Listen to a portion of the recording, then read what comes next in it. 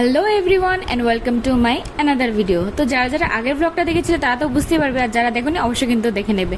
তো বাড়িতে তো আমার দেওরটা চলে গিয়েছিল, তারপর কিন্তু আমি একটু আমার মার ওখানে গিয়েছিলাম, কারণ মা বাড়িতে নেই, মা একটু কাজে বের হয়েছে।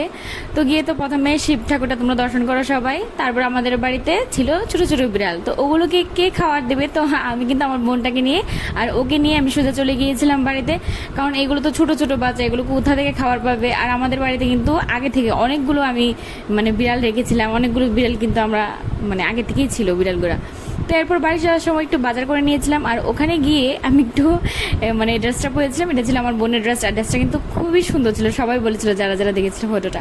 তো পরের দিন সকালবেলায় যেহেতু সোমবার ছিল, তো আমি স্নান টান করে আমার বোনটাকে নিয়ে সোজা চলে গিয়েছিলাম শিব মন্দিরে। আর ওখানে গিয়ে বেশ ফাঁকাই ছিল, কেউ ছিল না। তো পূজাটা আমি ডাইরেক্ট কমপ্লিট করে নিয়েছি, আর শিব বাবাকে কিন্তু পূজাটা করার পর কিন্তু মনটা খুবই ফ্রেশ লাগে। তারপর ঝিরিঝিরি বৃষ্টি শুরু হয়ে গিয়েছিল, তো চলে গিয়েছিলাম বাড়িতে। আর বাড়িতে গিয়ে কিন্তু আমি রান্নাটা বসিয়ে দিয়েছিলাম, আর আমার বোন ক্যামেরাটা অন করে মোবাইলে যা তা ভিডিও করছে কিন্তু